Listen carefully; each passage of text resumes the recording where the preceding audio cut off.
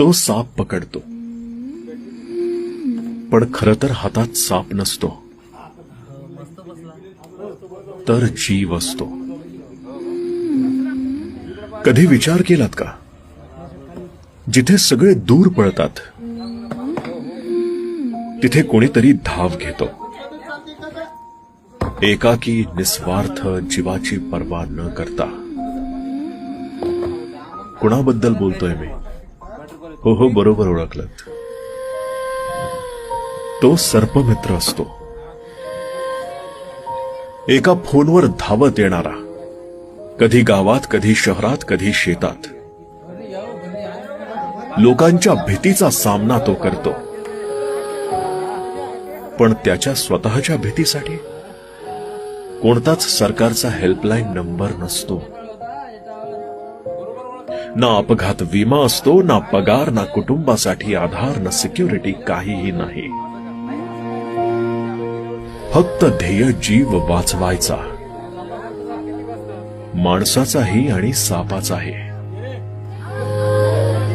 कोणीतरी आई वडिलांचा मुलगा असतो, कोणी मुलाचा बाबा, कोणी बहिणीचा आधार. पण त्याला साप चावला तर? हा प्रश्न आपल्याला कधीच पडत नाही ना. आणि पडला तरी काय फरक पडतो? साप आपल्याला थोडी चावतोय. तोच का गेला होता तिथे मरायला? साप पकडतो म्हणे, चावला आणि मेला असं म्हणून आपण आपापल्या कामाला मोकळे होतो. हो ना? असंच वागलं पाहिजे ना यांच्यासोबत. सर्पमित्र मोठ्या घरातून नाहीयेत. त्यांचं काम नोकरी नाहीये, एक प्रकारची सेवा आहे.